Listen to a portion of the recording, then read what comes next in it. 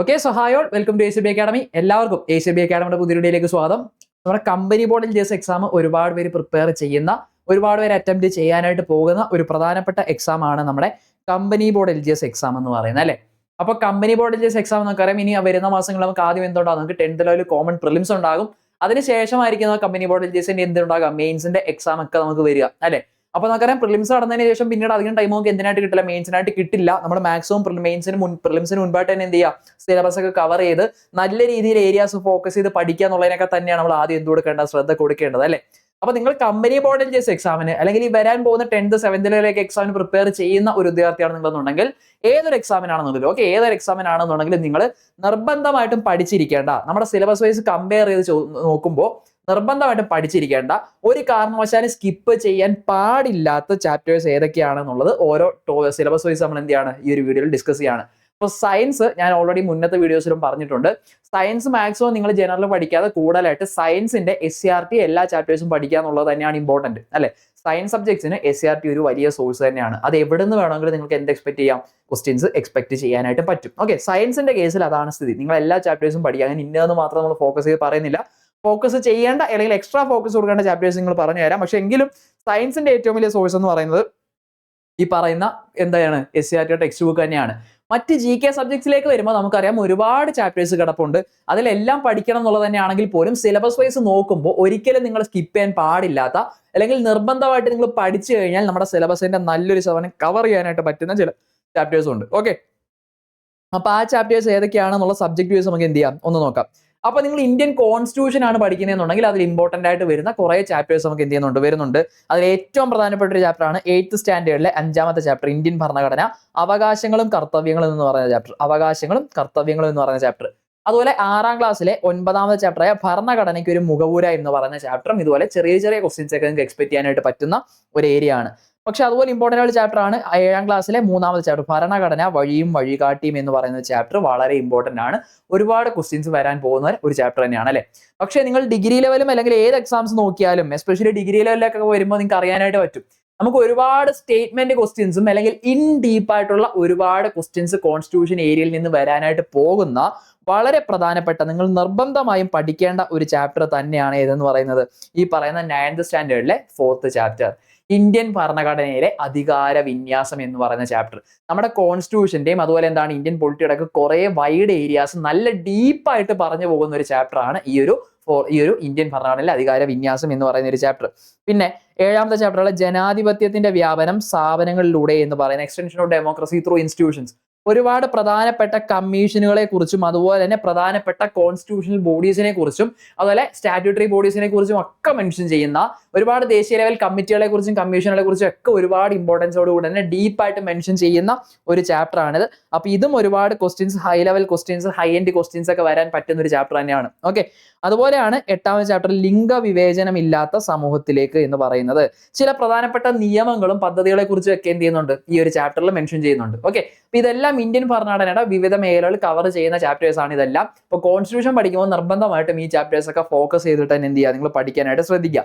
History വരുമ്പോൾ നമുക്ക് അതിനെ ഡിവൈഡ് ചെയ്യാം. നമുക്കറിയാം ഇന്ത്യൻ ഹിസ്റ്ററി പ്രധാനമായിട്ടും ഡിവൈഡ് ചെയ്യുന്നത് അല്ലെങ്കിൽ കവർ ചെയ്യുന്നത് 2 ചാപ്റ്റേഴ്സ് ആണ്. നിങ്ങൾ 8th സ്റ്റാൻഡേർഡിൽ ഓക്കെ, 8th സ്റ്റാൻഡേർഡിലെ 1st ചാപ്റ്ററും 2nd ചാപ്റ്ററും കവർ ചെയ്യുകയാണെങ്കിൽ തന്നെ SCRTയിലെ ഇന്ത്യൻ ഹിസ്റ്ററിയുടെ നല്ലൊരു പോർഷൻ നിങ്ങൾക്ക് എന്ത് ചെയ്യാനായിട്ട് പറ്റും? കവർ ചെയ്യാനായിട്ട് പറ്റും, അല്ലെ? അത് യൂറോപ്യന്മാരുടെ ആഗമനം അതുപോലെ 87 കലാപത്തെ കുറിച്ചൊക്കെ ഇൻ ഡീപ്പായിട്ട് പറയുന്ന ചാപ്റ്റർ ആണ്.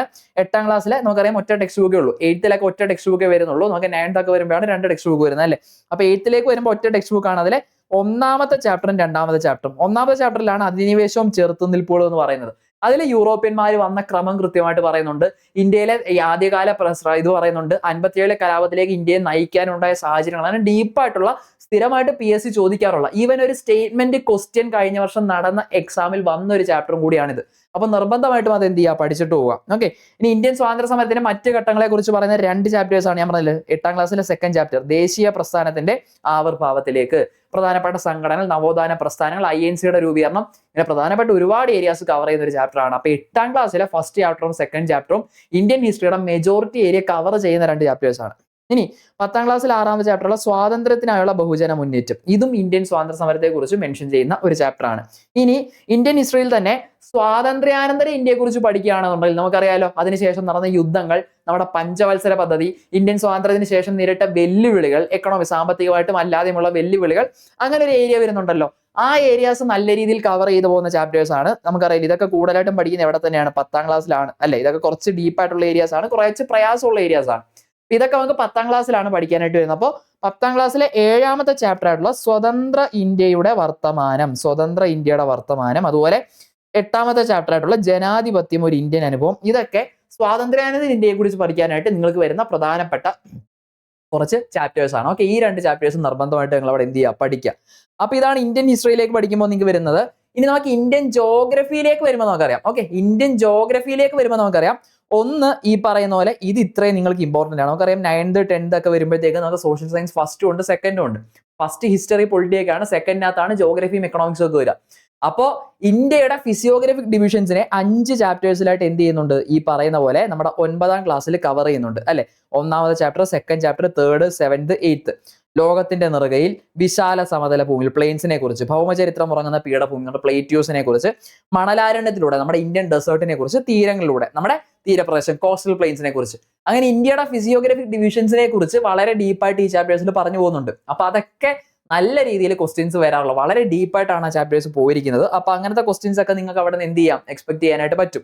അതുപോലെ നിങ്ങൾ പഠിക്കേണ്ടതാണ് 7ാം ക്ലാസ്സിൽ 6ാമത്തെ ചാപ്റ്റർ ആയിട്ടുള്ള ഇന്ത്യൻ ഉപഭൂഖണ്ഡം, ഇന്ത്യൻ സബ് കോണ്ടിനെന്റ് എന്ന് പറയുന്ന ചാപ്റ്ററും ഇതിന്റെ എല്ലാം സ്റ്റാർട്ടിങ്ങിൽ അത് പഠിച്ചതിന് ശേഷം നിങ്ങൾ ഈ ബാക്കി ചാപ്റ്റേഴ്സിലേക്ക് പോകുന്നതായിരിക്കും നല്ലത്. ഓക്കെ, തെറ്റാണല്ലോ. ഇത്രയും ചാപ്റ്റേഴ്സ് ഇന്ത്യൻ ജോഗ്രഫിയിൽ നിങ്ങൾക്ക് പഠിക്കണം. ഇനി കേരള ജോഗ്രഫിയിലേക്ക് വരുമ്പോൾ നിങ്ങൾക്ക് ഒരുപാടൊന്നുമില്ല, ഇമ്പോർട്ടന്റ് ആയിട്ട് പഠിക്കേണ്ട 2 ചാപ്റ്റേഴ്സ് ആണ്. ഒന്ന് 5ാം ക്ലാസ്സിലെ 8th ചാപ്റ്റർ ആയിട്ടുള്ള നാടറിയാം എന്ന് പറയുന്ന ചാപ്റ്റർ പഠിക്കുക. അതുപോലെ 8ാം ക്ലാസ്സിലെ 7th ചാപ്റ്റർ ആയിട്ടുള്ള നട്ട് നനയ്ക്കാം നന്മകൾ ചെയ്യാം.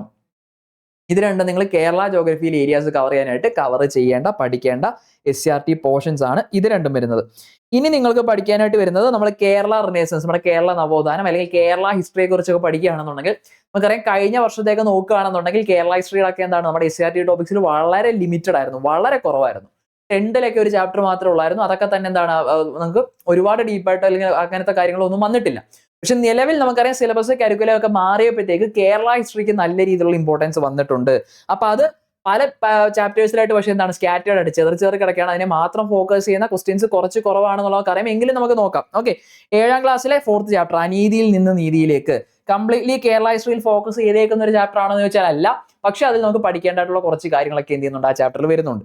ഇനി 8ാം ക്ലാസ്സിലെ 8ാമത്തെ ചാപ്റ്റർ ഇങ്ങോട്ട് മാറിപ്പോവാണ്. നമുക്കറിയാം കേരളവും ദേശീയ പ്രസ്ഥാനവും. ഇത് കംപ്ലീറ്റ്ലി കേരളത്തിലെ ദേശീയ പ്രസ്ഥാനങ്ങളെ കുറിച്ച് ഡീറ്റെയിൽ ആയിട്ട് പറയുന്ന ഒരു ചാപ്റ്റർ തന്നെയാണ്. അത് നന്നായിട്ട് തന്നെ പഠിക്കാനായിട്ട് ശ്രദ്ധിക്കുക. ഇനി ക്ലാസ് 7ലെ 12th ചാപ്റ്റർ ചരിത്രത്തിന്റെ ആധാരശിലകൾ നമ്മൾ ഇമ്പോർട്ടന്റ് ആയിട്ട് പഠിക്കേണ്ട ഒരു ചാപ്റ്റർ ആണ്.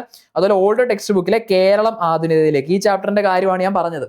നമ്മുടെ പഴയ SCRTയിൽ ഉണ്ടായിരുന്ന കുറച്ച് ഡീപ്പായിട്ട് കേരള ഹിസ്റ്ററിയെ കുറിച്ച് പറഞ്ഞിരുന്ന ചാപ്റ്റർ ഉണ്ടായിരുന്നു. അപ്പോൾ ഓൾഡ് SCRT ഈ ഒരു ചാപ്റ്ററും കൂടെ പഠിച്ചാൽ നിങ്ങൾക്ക് അവിടെ നിന്ന് ഒരുപാട് മാർക്ക് സ്കോർ ചെയ്യാനായിട്ട് പറ്റും. ഓക്കെ, അപ്പൊ ഇതൊക്കെയാണ് കമ്പനി ബോർഡ് LGS എക്സാമിന്. അതുപോലെ ഈ വരാൻ പോകുന്ന 10th ലെവൽ 7th ലെവൽ എക്സാംസിനൊക്കെ പ്രിപ്പയർ ചെയ്യുന്നവരാണെന്നുണ്ടെങ്കിൽ ഈവൻ ഡിഗ്രി ലെവൽ എക്സാംസിനാണെന്നുണ്ടെങ്കിലും നിങ്ങൾ നിർബന്ധമായിട്ടും പഠിച്ചിരിക്കേണ്ട കുറച്ച് ചാപ്റ്റേഴ്സ് SCRT ചാപ്റ്റേഴ്സ്. ഓക്കെ, എല്ലാം പഠിക്കണം. നമ്മൾ SCRT ഇൻ ഡീപ്പ് പഠിക്കുക എന്നുള്ള ഇമ്പോർട്ടന്റ് ആണ്. അതിൽ എക്സ്ട്രാ ഫോക്കസ് കൊടുത്ത് നിർബന്ധമായിട്ടും പഠിക്കേണ്ട ചാപ്റ്റേഴ്സ് ഏതൊക്കെയാണ് എന്നുള്ളതാണ് ഈ ഒരു വീഡിയോയിൽ നമ്മൾ പറഞ്ഞിരിക്കുന്നത്.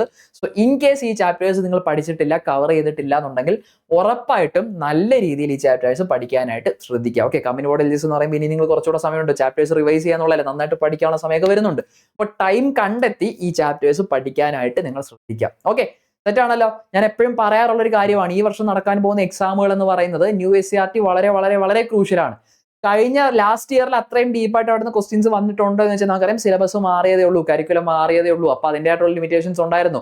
അതുപോലെ ആയിരിക്കില്ല ഈ വർഷം നടക്കാൻ പോകുന്ന എക്സാമുകൾക്ക് ന്യൂ SCRT ഒരു വലിയ വലിയ വലിയ ഒരു സോഴ്സ് തന്നെ ആയിരിക്കും. സോ അതിൻ്റെതായിട്ടുള്ള സീരിയസ്നെസ്സോട് കൂടി തന്നെ നിങ്ങൾ പഠിക്കാം. ഓക്കെ, അപ്പൊ ഈ പറയുന്ന പോലെ ഇതിന്റെ എല്ലാം ഡീറ്റെയിൽഡ് ആയിട്ടുള്ള ക്ലാസ്സുകളാണ് നിങ്ങൾ നോക്കുന്നത്. നിങ്ങൾക്കറിയാം പ്രധാനപ്പെട്ട 3 example VFA, BEVCO LDC, company board LGS ഒറ്റ പഠനത്തിലൂടെ നിങ്ങൾക്ക് ക്രാക്ക് ചെയ്യാനായിട്ട് പറ്റുന്ന 3 പ്രധാനപ്പെട്ട എക്സാമ്പിളാണ്.